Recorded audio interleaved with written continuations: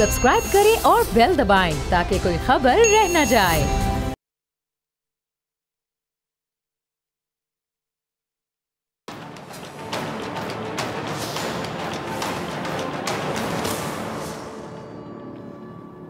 अस्सलाम वालेकुम नाज़रीन, मैं हूं डॉक्टर फ़िज़ा अकबर खान और मैं हूं पाकिस्तान और आप देख रहे हैं पाकिस्तान के सबसे बड़े न्यूज़ चैनल का नंबर 1 प्रोग्राम ऐसे नहीं चलेगा। इससे पहले कि मैं प्रोग्राम का बाकायदा आगाज़ करूं, प्रोग्राम का कंटेंट आपके साथ शेयर करूं, ये आप काली पट्टी देख सकते हैं। ये हम एहतजाज कर रहे हैं हम चेयरमैन पैमरा के खिलाफ, जो कि एक नाअहल शख्स है, ना उसके पास मुतल्लिका डिग्री है, ना उसके पास मुतल्लिका तजर्बा है इस ओहदे के लिए जिस पर वो बैठा हुआ है, और वो पैमरा को बेसिकली नुकसान पहुँचा रहा है। मैं प्रोग्राम में बार बार ये बात कर रही हूँ, हमारा चैनल भी बार बार ये बात कर रहा है, और आज भी मैं प्राइम मिनिस्टर पाकिस्तान से ये दरख्वास्त करती हूँ कि सलीम बेग, जिसके पास ना ही मुतल्लिका डिग्री है ना ही मुतल्लिका तजर्बा है, उस नाअहल शख्स को ओहदे से फौरी उठाएं। जब तक आप उसको ओहदे से नहीं हटाएंगे, जब तक सलीम बेग चेयरमैन पैमरा के ओहदे पर बैठे रहेंगे, तब तक ये काली पट्टियों के साथ हमारा एहतजाज जारी रहेगा। अब आती हूँ प्रोग्राम की जानिब। सियासत में जो छाई धुंध थी नाजरीन, अब वो ऑलमोस्ट आप कह सकते हैं कि ख़त्म हो रही है। यानी हम कह सकते हैं कि जो सब मंजर है वो साफ साफ नज़र आने लगा है। पीडीएम में जो फूट पड़ी हुई है वो भी सबको दिखाई दे रही है, दिखाई भी दे रही है, सुनाई भी दे रही है। अब ये आप कह सकते हैं कि वाजे हो चुका है, क्लियर हो चुका है कि बिलावल अपनी जमात का किसी सूरत भी गलत इस्तेमाल नहीं होने देंगे। जुमे को जाती उम्रा में जो पीडीएम का इजलास हुआ था, उसने भी मेरे ख्याल से बड़ा क्लियर कर दिया, सिचुएशन को बड़ा वाजे कर दिया, किसी को डाउट नहीं रहना चाहिए। सिचुएशन ऐसे वाजे हो गई कि पीपल्स पार्टी ने खुद को रियासत मुखालिफ बयानिए से अलग कर लिया, और पीपल्स पार्टी की पूरी कोशिश रही है कि पाक फ़ौज और बाकी जो रियासती इदारे हैं उनके खिलाफ कोई बात ना की जाए। यानी हम कह सकते हैं कि पीपल्स पार्टी मोहब्बत करती है पाक फ़ौज से, इसलिए इस पार्टी ने पूरी कोशिश की है कि दीगर जमातें भी अपनी जो रवैये हैं उन पर गौर करें, लेकिन ऐसा हो नहीं सका। बल्कि आपने महसूस किया होगा नाजरीन कि जब से बिलावल ने हाथ खींचा है, पीपल्स पार्टी ने हाथ खींचा है, इसके बाद पीडीएम की जो बाकी जमातें हैं वो मज़ीद कंफ्यूज हो गई हैं, मज़ीद बुखलाहट का शिकार हो गई। मैं अक्सर अपने प्रोग्राम में कहती हूँ, जब आप कन्फ्यूजन का शिकार होते हैं, जब आप बुखलाहट का शिकार होते हैं, तब ब्लंडर पे ब्लंडर करते हैं, गलतियों पे गलतियाँ करते हैं, और अपने खोदे हुए गड्ढे में एक दिन आप खुद गिर जाते हैं। याद रखिएगा, अपनी मौत आप मर जाते हैं। अब ये जो पीडीएम है ये मज़ीद बुखलाहट का शिकार हो गई, और इन्होंने पहले से भी ज़्यादा इस्टेब्लिशमेंट और ख़ास तौर पे फ़ौज को तनकीद का निशाना बनाने का बाकायदा ऐलान कर दिया। ये वही पीडीएम है जो कभी मुल्क तोड़ने की बात करती है, कभी बलूचिस्तान को अलग करने का मुतालिबा करती है। ये वही पीडीएम है जो उर्दू को पाकिस्तान की ज़बान मानने से इनकार करती है। ये वही पीडीएम है जिसने लाहौरियों पर अंग्रेज़ों के साथ मिलकर अफ़गानिस्तान पर कब्ज़ा करने के इल्ज़ाम लगाए, जिसने पाक फ़ौज पर धांधली के इल्ज़ाम लगाए, और पीडीएम में शामिल मुस्लिम लीग नून ने तो क्रीज से निकलकर 2 कदम आगे बढ़ते हुए पाक फौज और आईएसआई के सरबराह के नाम ले लेकर उनको तनकीद का निशाना बनाया। अच्छा नाज़रीन, किसी भी मुल्क को कमज़ोर करने के लिए आपको पता है उसकी फ़ौज को कमज़ोर किया जाता है। ये बड़ी साजिश होती है, बड़ी बड़ी लेवल की साजिश होती है कि किसी भी मुल्क को कमज़ोर करने के लिए उसकी फ़ौज को कमज़ोर किया जाता है, और किसी भी फ़ौज को कमज़ोर करने के लिए काफ़ी है कि उसकी आवाम को उसकी फ़ौज के ख़िलाफ़ कर दिया जाए, और फिर इसके बाद फ़ौज का मोराल एकदम से नीचे आ गिरेगा और मुल्क भी कमज़ोर हो जाएगा, और दुश्मन उस पर आसानी से गलबा हासिल कर लेगा। यह है कहानी का निचोड़। पीडीएम की तहरीक देखकर बाकायदा ये समझ आती है, समझ बूझ रखने वालों को प्रॉपर ये समझ आती है कि ये अवाम के मुफाद के लिए नहीं चलाई जा रही, और ना ही पीडीएम की तहरीक हुकूमत के ख़िलाफ़ है। गौर करें मेरे अल्फाज पे, ना ये अवाम के हक़ में है तहरीक, अवाम के मुफाद के लिए नहीं, और ना ही ये हुकूमत के ख़िलाफ़ है, बल्कि ये तहरीक आप कह लें कि बड़े मुनज़्ज़म अंदाज में सोची समझी साजिश के तहत पाक फ़ौज के ख़िलाफ़ है। पाक फ़ौज को कमज़ोर करने के लिए चलाई जा रही है। पाक फ़ौज को कमज़ोर करने का मतलब मुल्क को कमज़ोर करना, पाकिस्तान को कमज़ोर करना। ये है इनकी साजिश, ये है इनकी बड़ी साजिश कि पाक फ़ौज को कमज़ोर करके मेरे प्यारे वतन, हमारे प्यारे वतन पाकिस्तान को कमज़ोर करना चाहते हैं। और अपोजिशन ने हर मुमकिन कोशिश की कि मुल्क को एफएटीएफ में ब्लैक लिस्ट करवाया जाए। ऐसा ही है नाजरीन, भारत ने भी सरतोड़ कोशिश की कि पाकिस्तान एफएटीएफ की ब्लैक लिस्ट में चला जाए। अब आप इसको हुस्न इत्तेफाक कहेंगे या ये कोई साजिश है? लेकिन अल्लाह का शुक्र है कि हुकूमत और वज़ीर आज़म इमरान खान साहब दुश्मन के निज़ाम को खाक में मिलाने में कामयाब रहे हैं। और पीडीएम की जानिब से आपने देखा कि कभी पंजाब कार्ड खेला गया, और मुल्क में बाकायदा अफरा तफरी फैलाने की कोशिश की गई और कभी मज़हब कार्ड इस्तेमाल करने की कोशिश की गई। मतलब मज़हब कार्ड तो हमारे यहाँ बार बार खेला जा रहा है और एक शख्स की जानिब से खेला गया, बड़ी बार खेला गया। देखें ज़रा किसकी बात कर रही हूँ। पीडीएम हुकूमत को क्या क्या कहती रही, नाजायज़, कठपुतली, ना जाने क्या क्या कहती रही। अब हुकूमत को रुखसत करने के लिए सूबाई कार्ड खेलने के बाद मज़हब कार्ड भी मार्केट में दस्तयाब है। अब ये मज़हब कार्ड भी खेल दिया गया। अब ये फतवे दिए जा रहे हैं कि हुकूमत के ख़िलाफ़ जहाद किया जाए, यानी जो किया जाएगा हुकूमत के ख़िलाफ़ वो इनके बकौल जहाद होगा। अवाम को ही बताया जा रहा है, बल्कि अवाम के दिमाग में ये डाला जा रहा है, सोची समझी साजिश के तहत बेचारी मासूम अवाम के दिमाग में डाला जा रहा है कि ये हुकूमत जालिम है, जाबिर है और इसके ख़ात्मे के लिए अब जो ज़रूरी है वो है जहाद। किस तरह ये मज़हब कार्ड का इस्तेमाल कर रहे हैं। मुल्क में खाना जंगी की कैफियत पैदा की जा रही है। मुझे समझ नहीं आता कि अंदर ऑपोजिशन और बाहर दुश्मन, इनका मिलकर ये कोशिश करना। मैं अपने अल्फाज दोहराऊंगी, अपना सवाल दोहराऊंगी नाजरीन, क्या ये हुस्न इत्तेफाक है? ये सिर्फ इत्तेफाक है? भारतीय मीडिया पूरी कोशिश कर रहा है कि किसी तरह पाकिस्तान का नुकसान किया जाए, पाकिस्तान में इंतशार फैलाया जाए, यानी पाकिस्तान इंतशार का शिकार हो जाए। भारत ये कोशिश कर रहा है। जाहिर बात है दुश्मन है, दुश्मन तो ये चाहेगा, दुश्मन को हमारा अमन कब बर्दाश्त होगा। लेकिन हमारे अपने ये क्यों मुल्क के दुश्मन बन गए? हमारे अपने रहनुमा कहलाने वाले सियासत, सुबाइयत, लसानियत और मजहब कार्ड इस्तेमाल करके भारत वाला काम मुल्क के अंदर अंजाम दे रहे हैं। दुख नहीं होता, तकलीफ नहीं होती, अजियत नहीं होती। मुझे तो इन लोगों को देखकर अजियत होना शुरू हो जाती है। इन लोगों को अपने गिरेबानों में झांक कर क्या तकलीफ नहीं होती होगी कि हम किस रास्ते पे चल पड़े हैं। यानी भारत का बयानिया और आपका बयानिया एक, भारत का मकसद आपका मकसद एक। फिर आप लोग कहते हैं कि हम मुहिब्बे वतन हैं, हमारी उबल वतनी पर सवाल क्यों उठाया जा रहा है? सवाल ये भी है कि पीपल्स पार्टी हमेशा मज़हब को सियासत से अलग रखने के लिए कोशिश करती रही, जिद्दोजहद करती रही, स्ट्रगल करती रही। अब जब पीडीएम सरबरा ने बाकायदा मज़हब कार्ड खेल दिया, अब पीपल्स पार्टी कहाँ खड़ी होगी?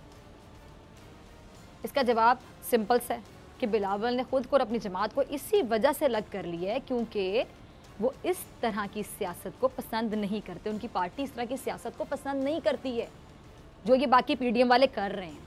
और बिलावल को अच्छी तरह से अंदाजा है कि आगे क्या होगा। अंदाजा तो इन लोगों को भी है कि आगे क्या होगा। ये तो खुद ही खिचड़ी पका रहे हैं, इनको नहीं पता होगा कि आगे क्या होगा, इनको नहीं पता कि इसका रिजल्ट क्या होगा, इसके नताइज क्या होगा, नुकसान किसको होगा। जो ये चाह रहे हैं, अल्लाह ना करे वो हो, जो ये चाह रहे हैं उसमें सिर्फ नुकसान पाकिस्तान को होगा, मुल्क को होगा।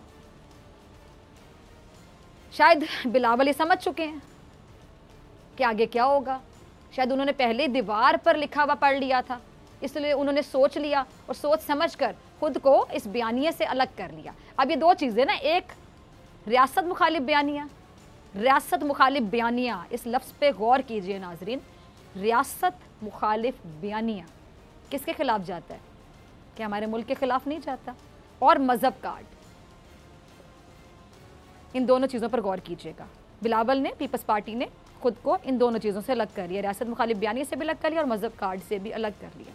अब ये वजह है कि बिलावल पीडीएम की जो बहावलपुर रैली है उसमें भी आपको नज़र नहीं आए, लेकिन नून लीग आगे थी, बल्कि आगे क्या, बहुत ही आगे थी। इतना आगे कि उनको खुद नहीं पता कि हम कितना आगे निकल गए। पता नहीं बुग्स किससे है, नफरत किससे है, इन लोगों को समझ नहीं आ रही।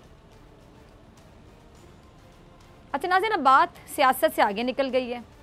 आप समझ लें कि मोहब्बत पर आ गई है, अकीदत पर आ गई है। सफदर अवान साहब की एक तस्वीर आप लोग देख रहे होंगे, सोशल मीडिया पे गर्दिश कर रही है, बल्कि प्रोड्यूसर साहब चलाइएगा, टीवी स्क्रीन पर भी ज़रा दिखाइएगा नाजरीन को जो नहीं देख सके। ये मोहब्बत भरी, अकीदत भरी तस्वीर, इसमें तासुरात देखिए आप। इसे लेकर आपने देखा होगा कि सोशल मीडिया पे बाकायदा तबसरे हो रहे हैं कि कैसे ये जोड़ा मौलाना साहब के सदके वारी जा रहा है। ये देखें ज़रा, मोहब्बत देखें, अकीदत देखें, सदके वारी जा रहा है ये जोड़ा मौलाना फजलुर रहमान साहब के। शायद ये मोहब्बतें इसलिए दिखाई जा रही हैं, ये अकीदत इसलिए दिखाई जा रही है कि पीडीएम सरबराह ने नवाज शरीफ के मुल्क दुश्मन बयानिए को मज़हब का लिबादा पहना दिया। यानी नवाज शरीफ साहब जो नहीं गए वो ये मौलाना साहब से करवाना चाह रहे हैं। और मौलाना साहब के पास तो मैं अपने अल्फाज दोहराऊंगी, अक्सर मैं प्रोग्राम में कहती हूँ कि खोने के लिए कुछ बचा ही नहीं है, पहले बहुत कुछ खो चुके हैं, सब कुछ खो चुके हैं। तो इसलिए जब आपके पास खोने के लिए कुछ नहीं बचा होता तो आपको पता होता है यहाँ भी मेरी क्या हैसियत है, तो कुछ तमाशा लगा लेता हूँ, फिर क्या हैसियत होगी। काम करने को कुछ नहीं होता तो टाइम पास तो करना है मौलाना साहब ने। अब मौलाना साहब नवाज शरीफ वाला काम अंजाम देना चाह रहे हैं, इसलिए ये जो जोड़ा बैठा हुआ था मरियम और सफदर, ये सदके बारी जा रहे हैं मौलाना साहब के। और खुलकर आपको पता है कि मौलाना साहब ने एस्टैब्लिशमेंट में पाक फौज पर तनकीद करने का ऐलान भी किया है। ज़रा चलाइएगा मौलाना साहब का दूसरा क्लिप। देखा आपने, यानी खुल्लम खुल्ला फौज और रियासती इदारों को धमकाया जा रहा है। इसको कहते हैं ना धमकाना, पंजाबी में कहते हैं तड़ियाँ लगाना। ये तड़ियाँ लगा रहे हैं मौलाना साहब, कहने को मौलाना साहब। ऑपोजिशन कह रही है कि इदारे उलझने बढ़ाने की कोशिश ना करें। अब सवाल है कि उलझने बढ़ा कौन रहा है? क्या इनको नहीं पता? नहीं पता, किसी से ढकी छुपी बात नहीं कि उलझने बढ़ा कौन रहा है। पाक फौज जिसने दहशत गर्दी के खात्मे के लिए किरदार अदा किया, जानों की कुर्बानी दी, इस मुल्क को महफूज बनाया, दहशत गर्दी के खिलाफ मुश्किल जंग जीती, जिसका दुनिया इतराफ़ करती है, आज ऑपोजिशन उसी फौज के खिलाफ खड़ी हो गई, उन्हीं को आंखें दिखाना शुरू कर दी। और भारतीय मीडिया खुशी से नाच रहा है, नाच रहा है भारतीय मीडिया खुशी से कि अपने ही अपनी फौज के खिलाफ मुहाजरे करने पर उतर आए हैं। यानी भारत वाले तो कहते होंगे ना कि हमें पाकिस्तान के खिलाफ साजिश करने की क्या जरूरत है, पाकिस्तान में तो अपने बहुत हैं साजिशें करने वाले। दुख होता है, तकलीफ होती, अजियत होती किसी भी उस शख्स को जो मुहिब्बे वतन है, जो पाकिस्तान से मोहब्बत करता है। अपने वतन से तो मोहब्बत भी छोटा लफ्ज है, वतन से तो इश्क होना चाहिए। पता नहीं कैसे लोग हैं, यानी जो दुश्मन को राजी करते हैं, दुश्मन को खुश करते हैं। आपकी किसी बात पर अगर दुश्मन राजी हो रहा है, नाच रहा है, खुशियां मना रहा है, तो सोचिए कि आप किस रास्ते पे चल रहे हैं। क्या आप लोगों को समझ बूझ नहीं है कि आप किस रास्ते पे चल रहे हैं? इतने तो बच्चे नहीं हैं, आप रोटी को चोची तो नहीं कहते आप सब। आज ये ऑपोजिशन फौज के खिलाफ जहर उगल रही है, खुलकर उगल रही है। क्यों उगल रही है? सिर्फ इसलिए कि मौलाना साहब को कुर्सी क्या, कुछ स्टूल भी नहीं मिला बैठने के लिए वहां पे असेंबली में। और ये बात मौलाना साहब को हजम नहीं हो रही। ना इक़्तिदार के मजे हैं, ना लाखों की लस्सियां हैं। मौलाना साहब को तो समझ नहीं ना आ रही कि मैं क्या करूं अब, वो मजे वापस लेने के लिए। और ये जो इक़्तिदार इनको नहीं मिला, इनकी अपनी करतूतें, आपकी जो परफॉर्मेंस होती है उसकी बुनियाद पर आपको अगली दफा वोट मिलेगा ना। जब आपकी कोई परफॉर्मेंस ही नहीं है, क्या किया आपने कश्मीर कमेटी के चेयरमैनशिप के नाम पर? लाखों की लस्सियां पी ली, मरात ली, इंजॉय किया। जब आपने कुछ परफॉर्म ही नहीं किया तो लोग बार बार आप पे एतमाद कैसे कर सकते हैं मौलाना फजलुर रहमान साहब? और इस हुकूमत ने तो आप पे बिल्कुल ट्रस्ट नहीं किया। पुराने वाली हुकूमतें आप पे बड़ी मेहरबान रही, और अब जो इक़्तिदार आपको नहीं मिला आपकी अपनी बैड परफॉर्मेंस की वजह से, बुरी परफॉर्मेंस की वजह से, कि अवाम ने आपको रिजेक्ट कर दिया। आपकी अपनी पार्टी वाले लोग आपके बारे में क्या बातें करने पर आ गए, सीनियर रहनुमा आपकी पार्टी के, कोई आपको सिलेक्टेड कह रहा है मौलाना साहब, कोई आपको रिजेक्टेड कह रहा है। और आप ये जो पूरा आपके अंदर एक उबाल आ रहा है, उस पर आप जो सारा गुस्सा है या मलबा है वो आप एस्टेब्लिशमेंट में गिरा रहे हैं, धांधले का शोर मचा रहे हैं आप, और ऐसा माहौल बना रहे हैं आप सोची समझी साजिश के तहत जिसमें इंतशार फैले, खाना जंगी पैदा हो, इदारे एक दूसरे के खिलाफ खड़े हो जाएं। मैं अफसोस के साथ कहूंगी, मुझे बड़ा सोच समझ के कहूंगी, मौलाना साहब आपके नाम के मौलाना लगा हुआ है। आपको इंतशार फैलाना, लड़ाइयां करवाना, फसाद करवाना ये सूट नहीं करता।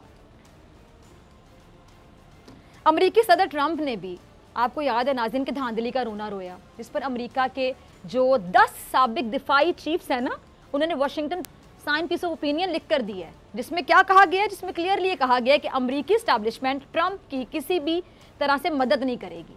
ट्रंप इलेक्शन हारा है तो इसमें हम कुछ नहीं कर सकते। अब जरा गौर कीजिएगा, अमरीकी इदारों के जो सरबराहान हैं उन्हें यह वजाहत क्यों देना पड़ी? क्यों? इसलिए वजाहत देना पड़ी क्योंकि ट्रंप भी इसी पीडीएम की तरह अमरीकी इदारों को मुलविस करने की कोशिश करता रहा, लेकिन अमरीकी इस्टेब्लिशमेंट ने ट्रंप को लाल झंडी करा दी, लाल झंडी। और शेख रशीद साहब ने भी पीडीएम को पाक फौज पर तनकीद करने पर खबरदार की है। जरा शेख साहब का क्लिप चलाइएगा टीम। देखा आपने कि वज़ीर दाखिला ने पाक फौज के खिलाफ जो ज़बान दराजी करते हैं उनको वाज़े बता दिया कि एनआरओ तो किसी सूरत नहीं मिलेगा, और पाक फौज के खिलाफ जो भी जहर उगलेगा 72 घंटे में उसके खिलाफ मुकदमा कायम होगा, और उसके लिए 73वां घंटा नहीं लगेगा। ये हुई ना बात, ये हुई ना बात। अब अगर मुकदमा दर्ज होना शुरू हो गए तो फिर आगे जरा सोचे क्या होगा। फिर ऑपोजिशन एक नया इल्जाम लगाएगी, किस पर? पाक फौज पर, क्योंकि निशाने पर तो पाक फौज को रखना है इन लोगों ने, उस पाक फौज को जिसने इनके बच्चों की हिफाजत की, अभी भी बॉर्डर्स पे हिफाजत करते हैं और ये चैन की नींद सोते हैं, शर्म इन लोगों को नहीं आती। पाक फौज को टारगेट करते हुए, पाक फौज पे इल्जामात की बुछाड़ करते हुए पीडीएम भारत की जुबान बोल रही है किसी को शक नाजरीन? दिल पे हाथ रखे और बताइए, क्या मैं गलत बात कर रही हूं? क्या पीडीएम भारत की जुबान नहीं बोल रही?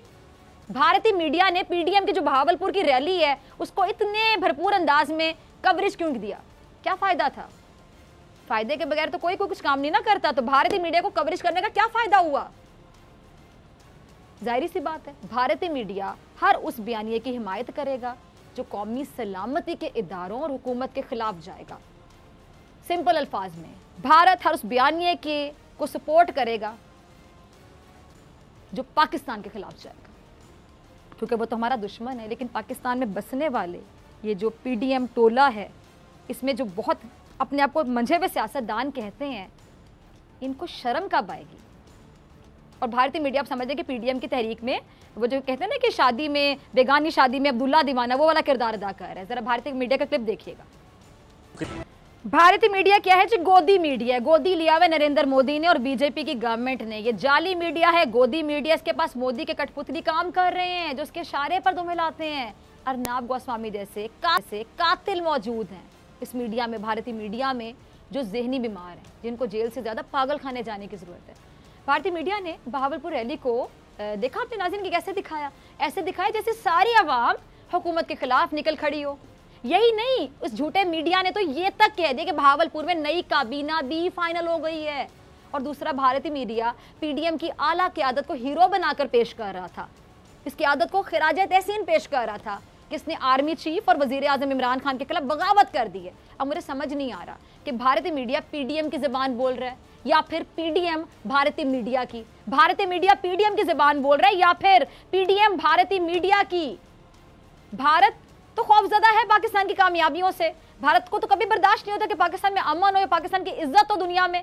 भारत तो इसलिए भी खौफजदा है कि मुल्क में पहली बार सिविलियन और मिलिट्री ताल्लुकात बहुत ज्यादा आइडियल हैं, परफेक्ट है, मिसाली हैं, जैसे होने चाहिए वैसे हैं।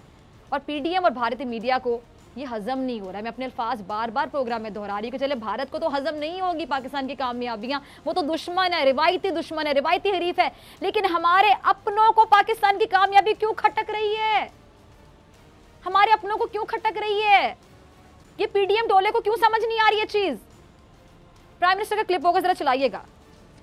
प्राइम मिनिस्टर साहब ने हमेशा की तरह बड़ा क्लियरली कह दिया कि एनआरओ तो किसी को नहीं मिलेगा। और जो पीडीएम का बयानिया है जिसको लेकर ये पीडीएम चल रही, खासतौर पर मौलाना साहब को आप देख लें, नवाज शरीफ साहब की बेटी मरियम नवाज साहिबा को देख लें कि वो क्या बयानिया लेकर चल रहे। पीपल्स पार्टी ने बहुत अच्छा किरदार अदा किया कि वो इनके इस तरह के जो मजहब कार्ड ये खेल रहे हैं या फिर रियासत मुखालिफ बयानिया है उससे बाकायदा पीछे हो रहे हैं। बाकायदा वो कह रहे हैं, अलहदगी जाहिर कर रहे हैं कि हम इस बयानिया में इनके साथ नहीं खड़े। भी वतन से मोहब्बत करेगा वो पाक फौज से मोहब्बत करेगा, जो पाक फौज को तनकीद का निशाना बनाएगा, पाक फौज को कमजोर करने की कोशिश करेगा, वो दर हकीकत पाकिस्तान को कमजोर करने की कोशिश करेगा। मैं अपने अल्फाज दोहराऊंगी कि पीडीएम भारतीय मीडिया की ज़बान बोल रहा है या फिर भारतीय मीडिया पीडीएम की ज़बान बोल रहा है। नाज़रीन आप समझदार हैं। मिलते हैं ब्रेक के बाद।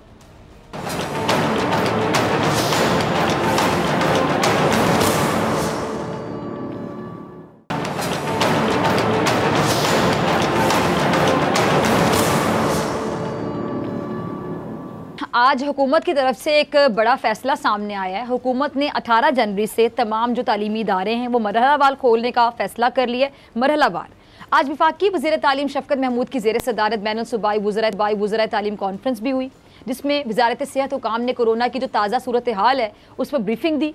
इजलास में तालीमी साल 2021-22 अगस्त से शुरू करने की तजावीज़ पर तफसील से बातचीत हुई है। अब अगला जो इजलास है वो 14 या 15 जनवरी को दोबारा होगा, जिसमें कोरोना केसेस की सूरत हाल को देखने के बाद 18 जनवरी से तालीमी इदारे खोलने की तौसीक की जाएगी। अब पाकिस्तान में कोरोना के वार आपको पता है कि अब भी जारी हैं। 24 घंटों के दौरान मुल्क में कोरोना के जो मजीद केसेज हैं 53, आपको मैं बताऊं कि 53 मरीज इंतकाल कर गए हैं। National command and operation centre के जो एदाद शुमार है उसके मुताबिक 24 घंटों में मजीद 2000 के करीब नए केसेस रिपोर्ट हुए हैं। अच्छा, इस पे बात करने के लिए मेरे साथ मौजूद हैं प्रोफेसर डॉक्टर अताउर रहमान साहब। किसी तारुफ के मोहताज नहीं, कोरोना की सिचुएशन पर लम्हा ब लम्हा आगाह करते हैं आपको, आप टीवी चैनल्स पे देखते रहते हैं, डॉक्टर साहब को सुनते रहते हैं। डॉक्टर साहब बहुत शुक्रिया वक्त देने के लिए। डॉक्टर साहब, ये जो 18 जनवरी से तालीमी इदारे मरहलावार खोलने का फैसला किया गया है और कोरोना की सूरत हाल भी आपके सामने है, तो आपको लगता है कि हुकूमत का ये जो इक़दाम है ये ठीक है, ये सही फैसला आपको लगता है?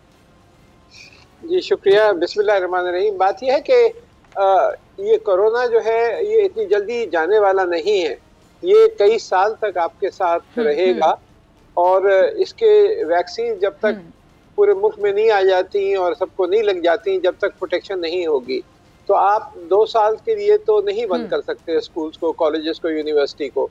तो इसी वजह से इनको ये फैसला करना पड़ा है कि ये प्रोग्रेसिवली ये खोल रहे हैं स्कूल्स को भी और कॉलेज और यूनिवर्सिटीज़ को भी, ताकि और फिर अगर खुदा ना खास्ता थोड़ा इसका एक कीमत तो देनी पड़ेगी, थोड़ा सा इसका नेगेटिव इम्पैक्ट होगा, लेकिन बहुत अरसे तक अगर आप बंद कर देते हैं सारे स्कूल तो उसका बहुत बड़ा एक बुरा असर पड़ता है।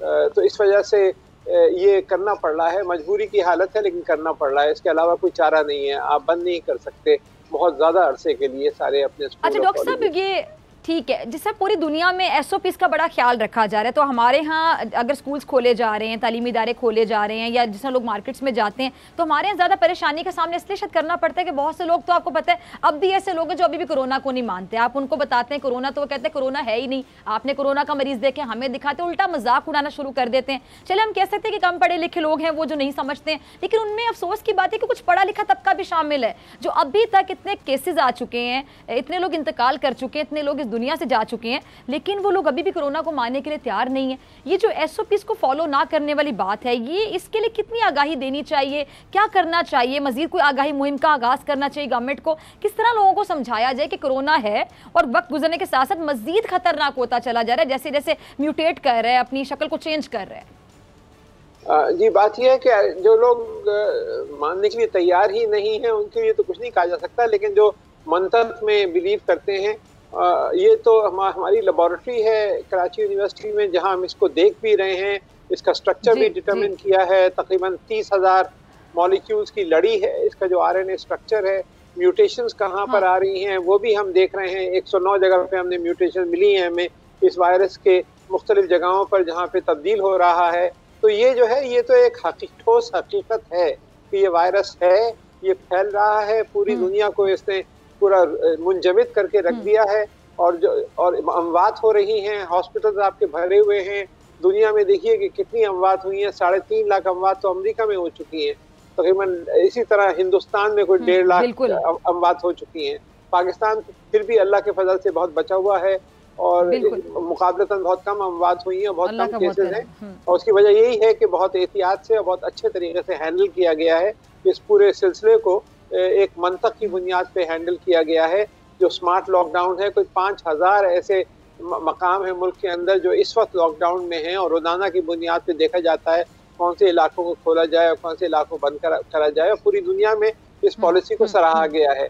तो हम सबकी फर्ज है कि हम इसमें ताउन करें और ऐसी जगहों पे ना जाएं जहां से ये फैलने का चांस हो, जल्द से जुलूस वगैरह से दूर रहें।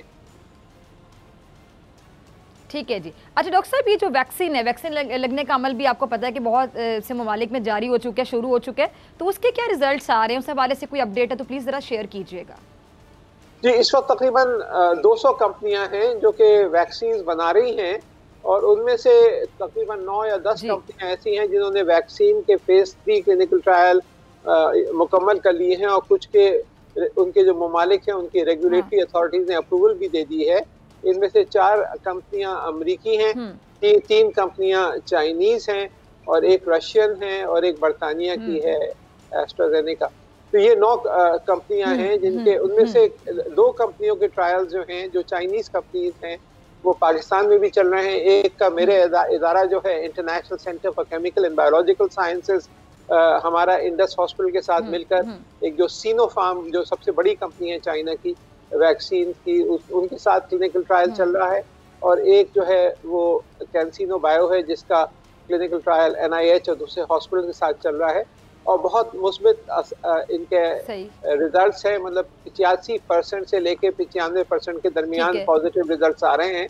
तो ये बहुत और ये क्योंकि हमने ऑलरेडी ट्रायल्स में हैं, और ये जो पहला जो बैच चुना गया है 12 लाख डोजेस का, ये भी जो हमारे साथ जिनका ट्रायल चल रहा है सिनोफार्म का, उसी कंपनी को चुना गया है जो हुकूमत मंगवा रही है ताकि हेल्थ वर्कर्स को लगाए। तो ये अब कुछ अरसे बाद ये जैसे ही ड्रैप अप्रूव होता है तो प्राइवेट सेक्टर को भी इजाजत दे दी जाएगी कि ये इंपोर्ट कर सके। अरे डॉक्टर साहब, ये 2020 तो आपको पता है कि कोरोना के हवाले से मसाइल का सामना रहा, पूरा साल बड़ा बुरा गुजरा, लोगों का बड़ी परेशानी में गुजरा। अभी 2021 से शुरू हुआ है 4 दिन पहले, तो हम ये उम्मीद रख सकते हैं कि इंशाल्लाह दुनिया इस कोरोना वायरस की वबा से छुटकारा हासिल कर लेगी और इंशाल्लाह ज़िंदगी नॉर्मल हो जाएगी, या इसके लिए मज़ीद अभी कुछ साल लगेंगे? मुझे लगता है कि इतने जल्दी अभी काबू नहीं आएगा, क्योंकि ये आपको 7 अरब की पॉपुलेशन है, उसमें आपको अगर हर्ड इम्यूनिटी की तरफ जाना है तो कम से कम 5.5-6 अरब अफराद को ये वैक्सीन लगानी होगी, और उसके लिए बहुत ज़्यादा इन्वेस्टमेंट भी चाहिए, इंफ्रास्ट्रक्चर भी चाहिए। इतने सारे ममालिक हैं, उनकी अपनी अपनी पॉलिसीज़ हैं, तो इसको कम से कम साल, 1.5 साल, 2 साल लगेंगे इससे पहले कि वैक्सीन बड़े पैमाने के ऊपर पूरी दुनिया में अवेलेबल हो जाएं और इतनी बड़ी पॉपुलेशन को लगा लें। फिर इसके साथ साथ ये वायरस म्यूटेट भी करता जा रहा है, शक्ल बदलता जा रहा है, नई शक्लों में सामने आ रहा है बहुत तेजी से। जैसे कि आपने देखा कि बरतानिया में ये म्यूटेशन आई, फिर साउथ अफ्रीका की एक वेरिएंट आई, पाकिस्तान में भी हम कई वेरिएशन दे रहे हैं। तो किस हद तक वो वैक्सीन कामयाब रहेंगी और नई वैक्सीन बनानी पड़ेंगी या नहीं? अच्छा डॉक्टर साहब, एक अब सवाल है ना, ये जो म्यूटेशन के हवाले से बात करें, बड़ी अहम बात है और आप तो साथ साथ स्टडी करें इस पूरी चीज़ को। मुझे ज़रा ये समझाइएगा, नाजरीन को भी समझाइएगा कि ये जो वैक्सीन जब बनाई जा रही है, जाहिर बात है कि अभी जो उसकी शक्ल है, जिस तरह भी वो दिख रहा है, उसके लिए ये आप कह सकते हैं कि कारआमद साबित होगी और आपके रिजल्ट भी अच्छे हैं। लेकिन जैसे जैसे वायरस खुद को म्यूटेट करता जाएगा, म्यूटेशन होती चली जाएगी, तो क्या ये जो वैक्सीन है ये उसकी नई शक्ल के लिए भी हम कह सकते हैं कि इफेक्टिव होगा या फिर नहीं होगा? यानी ब्रॉड स्पेक्ट्रम है ये क्या है? ज़्यादातर चांस ये है कि ये इफेक्टिव होगा, काफ़ी शक्लों तक को कवर करेगा ये। लेकिन ये भी बहुत मुमकिनात में से है कि कुछ शक्लें ऐसी इख्तियार कर ले कि वैक्सीन पे काम ना करे। और यही आपने देखा कि फ्लू वायरस का कितने अरसे से फ्लू मौजूद है हमारे साथ, लेकिन वो जो वैक्सीन होती हैं वो नाकाम हो जाती हैं और हर साल नई वैक्सीन आनी पड़ती है मार्केट में, जो उसके नए जो वेरिएंट्स हैं उनके खिलाफ लड़ सके। तो यही सूरत हाल इसकी भी हो सकती है कि इसके जो मुख्तलिफ म्यूटेशन हैं उनमें से कुछ म्यूटेशन ऐसे हों जिसमें वैक्सीन काम ना करे और उसके लिए नई वैक्सीन बनानी पड़े। तो ये एक लंबी जंग है, ये इतनी जल्दी ख़त्म होने वाली नहीं है और हमें इसके लिए एक लंबे अरसे के लिए तैयार रहना चाहिए कि SOPs को आदत डाल लेनी चाहिए हमें, क्योंकि इस वक्त दवाई भी कोई अभी आने वाली नहीं है। वैक्सीन तो सिर्फ सेहतमंद अफराद के लिए होती है, उनको बचाव के लिए, लेकिन जिनको कोरोना हो गया उनको क्या किया जाए? उनके लिए कोई दवाई नहीं है और ना कोई आने की उम्मीद है दवाई की। तो सिर्फ एक रास्ता है और वो है कि आप SOPs को फॉलो करें और अपने आप को बचाएं इस वबा से, एहतियात करें। ठीक है जी, बहुत शुक्रिया। डॉक्टर ताउर रहमान साहब मेरे साथ मौजूद थे, कोरोना के हवाले से अपडेट कर रहे थे, पूरी सिचुएशन से आगाह कर रहे थे तमाम नाजरीन को। और नाज़रीन, आपसे मुलाकात होगी इस शॉर्ट ब्रेक के बाद।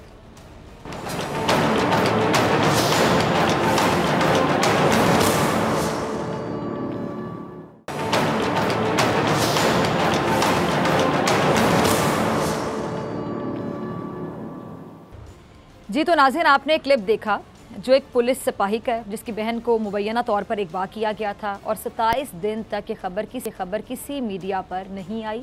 आपने इस क्लिप में भी सुना, और ना ही पुलिस उसे बाजियाब करवाने में कामयाब रही। और बकौल पुलिस के सिपाही के जो उस बच्ची का भाई था कि पुलिस कोई ख़ास दिलचस्पी ही नहीं ले रही, सीरियस नहीं ले रही इस मामले को। फिर बोल न्यूज़ और प्रोग्राम ऐसे नहीं चलेगा, बना एक बार फिर मजलूम की आवाज़। बोल न्यूज़ और ऐसे नहीं चलेगा कि प्लेटफॉर्म से इनकी आवाज़ उठाई गई और अल्लाह का शुक्र है कि इस आवाज़ को सुना गया। और आज की बड़ी और खुशाइंद खबर जो मैं आपके साथ शेयर करूंगी वो ये कि हैदराबाद पुलिस ने इस बच्ची सबा राना को बाजियाब करवा ली है। और ज़रा नाज़रीन, ज़रा गौर कीजिएगा, बात यहाँ पे गौर तलब है कि ये लड़की एक साबिक पुलिस ऑफिसर की बेटी और मौजूदा पुलिस एहलकार की बहन थी। इसके बावजूद ये सूरत हाल थी। लेकिन बाद में ऐसे नहीं चलेगा में आवाज़ उठाने के बाद कार्रवाई में तेज़ी आई और लड़की को बाजियाब करवा लिया गया।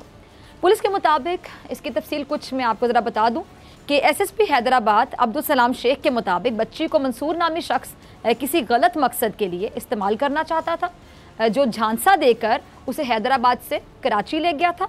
फिर लड़की वहाँ से भाग गई और किसी दूसरे घर में पनाह ले ली और वापस घर आने के बजाय इस्माइल नामी एक शख्स बताया जाता है जिससे उस बच्ची ने शादी कर ली।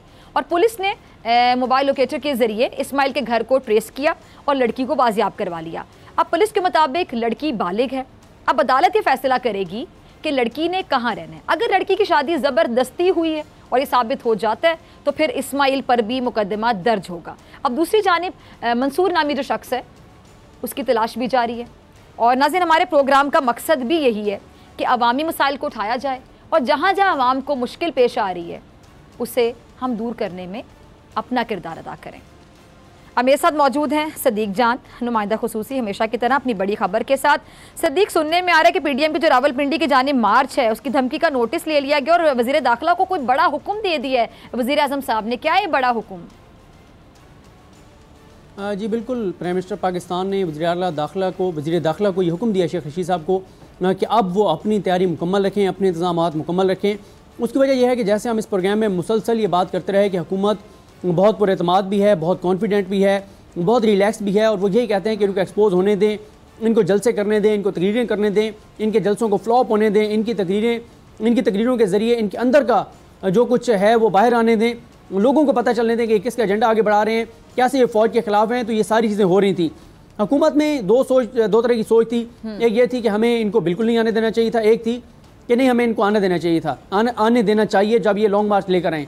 लेकिन अब जब इन्होंने ये धमकी दी है कि ये फ़ौज के इदारे के ख़िलाफ़ ये लॉन्ग मार्च करेंगे, फ़ौज की क़यादत के ख़िलाफ़ ऐलान जंग किया और कहा कि हमारा रुख रावलपिंडी की तरफ होगा, उसके बाद अब प्राइम मिनिस्टर पाकिस्तान बिल्कुल इस मूड में नज़र नहीं आते कि इनको इजाज़त दी जाए।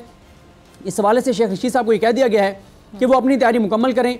अब पंजाब में भी वो मीटिंग करेंगे, KPK में भी मीटिंग्स करेंगे, वफाकी सतह पे भी मीटिंग्स करेंगे, और ये प्लान किया जाएगा कि अगर इनको रोकना है तो कैसे रोका जाएगा, किन किन लोगों को गिरफ्तार किया जाएगा, कैसे क्या हिकमत अमली होगी, क्या क्या चीज़ें होंगी, ये सारी चीज़ें फौरी तौर पर तय करने का हुक्म दिया गया है। लेकिन ये भी मैं आपको बता दूं कि PDM को ये ऐलान भी महंगा पड़ा है और बिलावल ने धमकी दे दिया है कि अगर ये लॉन्ग मार्च पिंडी की तरफ किया गया तो पीपल्स पार्टी PDM से अलग हो जाएगी। बिलावल का ये कहना है कि ये PDM के इजलास में फैसला नहीं हुआ था कि ये अनाउंस किया जाएगा। फजलुर रहमान साहब की ये अपनी राय तो हो सकती है, लेकिन ये PDM का फैसला हरगिज़ नहीं हो सकता कि इस्लामाबाद की बजाय रावलपिंडी का रुख किया जाएगा। अब यहाँ पर भी फजलुर रहमान साहब ने जो तेज़ियाँ दिखाई वो तेज़ियाँ उनको महंगी पड़ गई हैं, और पीपल्स पार्टी ने आपने देखा कि बिलावल जो हैं वो बहावलपुर रैली में नहीं आए, ना उन्होंने वीडियो लिंक से खिताब किया, और बल्कि आपने देखा कि यूसुफ रज़ा गिलानी साहब ने जो खिताब किया वो बिल्कुल मुख्तसर था, उसमें इस्टेब्लिशमेंट की कोई बात नहीं थी, फ़ौज की कोई बात नहीं थी, फ़ौजी क़यादत का कोई जिक्र नहीं था। तो ये सारी चीज़ें ये बताती हैं कि एक तरफ तो ये अंदरूनी तौर पर कमज़ोर हो रही हैं, दूसरी तरफ ठीक है अंदरूनी तौर पे कमज़ोर हो रहे हैं। अच्छा सदीक, मुझे समझ नहीं आती कि जिसने तेज़ियाँ दिखाई जाती हैं इन लोगों की जानिब से, तो कोई मुशीर ही हायर कर लें, कोई उनको अच्छा मशवरा दे दे, कोई अकल मत वाला मशवरा दे दे। इस तरह की गलतियाँ किए चले जा रहे हैं, अपना नुकसान कर रहे हैं। जी बिल्कुल, देखें मसला ये है, इनको समझ नहीं आती कि एक तरफ तो हाई बहुत क्रिएट कर देते हैं, जैसे आपको याद होगा आर्या पार हो जाएगा, इस्तीफे दे देंगे, 2 बंदों के इस्तीफे स्पीकर को चले गए, या कहा गया कि आपको स्पीकर बुलाया तो आपने जाके कह देना हमारे इस्तीफे हैं। बिल्कुल, असल में इन लोगों को अंदरूनी तौर पे पता भी है कि इनकी पोजीशन क्या है, इनकी अपनी पार्टी इनके साथ नहीं है। अभी भी आप देखें कि आज अदालत में ख्वाजा अहमद हसन और ख्वाजा साद रफीक लाट पड़े, तो मियां जवेद लतीफ़ का बयान आपके सामने है, शेख रोहेल असगर का बयान आपके सामने है, राना सनाउल्लाह का इन दोनों के बारे में बयान आपके सामने है, मरियम साहबा और शबाशनी ग्रुप के आपस में टसल जो है वो उनके आपस में इख्लाफात आपके सामने हैं, हमजा शहबाज ने जिस तरह से लाहौर जलसे को नाकाम बनाने में अपना किरदार अदा किया वो आपके सामने है। तो इनकी अपनी पार्टियाँ, फिर मौलाना की पार्टी के हालात आपके सामने हैं। 4 लोग नाराज़ हुए, अब 2 और लोग उनके साथ मिल गए, 6 लोग हो गए, मदरसों के उन्होंने दौरे शुरू कर दिए हैं, मौलाना का असासों और जदादों का केस खुल रहा है। तो इनकी पार्टियाँ अब अंदर से कमज़ोर हो रही हैं, टूट फूट का शिकार हो रही हैं, हुकूमत भी मुकम्मल तैयारी कर रही है। तो आने वाले ये जो 2-3 माह हैं ये फैसला कौन होंगे कि PDM का क्या बनता है, हुकूमत की क्या सिचुएशन होगी। लेकिन इस वक्त तक जब मैं आपसे बात कर रहा हूँ PDM की सिचुएशन दिन ब दिन ख़राब होती चली जा रही है। उसकी वजह इनकी पार्टियों के अंदर के इख्लाफात हैं, जमातों के आपस में इख्लाफात हैं, लीडरशिप की बात को ना मानना है। अगर हम एक लाइन में पूरी सिचुएशन को कंक्लूड करें तो शायद इनकी सिचुएशन अब इस टाइम पे है कि इनके पास कुछ भी नहीं बचा खोने के लिए। अब इनको लगता है कि हमारे पास खोने के लिए कुछ बचा ही नहीं है, तो चलें जी वहाँ पे भी हमारी जो अभी हैसियत है सबके सामने है, तो हम ये सब कुछ कर लेते हैं, हमने हमारे पास कुछ बचा ही नहीं खोने के लिए, क्या खोएंगे हम? देखें मसला ये है कि जिनके पास खोने के लिए कुछ है वो दिन ब दिन पिछड़ते जा रहे हैं। वो हैं पीपल्स पार्टी, आसिफ अली जरदारी और बिलावल भुट्टो। एग्जैक्टली ना, और जिनके पास कुछ नहीं है उनको पता है कि हमारी यहाँ भी सिचुएशन क्या है। ये सारे तमाशे लगाए बगैर भी हमारी क्या हैसियत है अवाम की नज़र में, पर वैसे भी, और अगर हमें तमाशे लगा भी लेंगे, चले इनका टाइम पास भी होता रहेगा, काम तो करने के लिए इनके पास कोई है नहीं। बिल्कुल आप दुरुस्त कह रही हैं। जिनके पास जो असम्बलियों में ही नहीं है वो बार बार कह रहे हैं इस्तीफे देने चाहिए। मरियम कल कह रही थी भावलपुर वालों बताओ हमें इस्तीफे दे देने चाहिए। जिन्होंने इस्तीफे और अगर ये असम्बलियों में होते तो फिर ये भी सब कुछ ना कर रहे होते ना। बिल्कुल आप दुरुस्त कह रही हैं। ये सारी लड़ाई है। अगर फजल रहमान साहब असम्बली में होते, वो जो लाइट लगी होती है सरकारी गाड़ी के ऊपर वो गाड़ी होती, पेट्रोल और डीजल के परमिट मिले हुए होते, और सरकारी बंगला होता, लस्सियाँ होती, खाने खाबे नाश्ते असराने जोराने ये सारे कुछ सरकारी पैसे से हो रहे होते तो कोई मसला नहीं था, फिर इस्लाम को कोई खतरा नहीं था। लेकिन अब इस्लाम बिल्कुल अब इस्लाम को बहुत खतरा है क्योंकि ये असम्बली में नहीं है। ठीक है जी सदीक जान, बहुत शुक्रिया आपकी बड़ी खबर के लिए और आपके डॉक्टर फिजा अकबर खान को दीजिए इजाज़त। आपसे मुलाकात होगी इंशाल्लाह कल सेम टाइम सेम चैनल अगर ज़िंदगी ने वफा की। और जाने से पहले देखिए तहरीक पाकिस्तान के रहनुमा मौलाना मोहम्मद अली जौहर की याद में मत समझो हमने बुला दिया।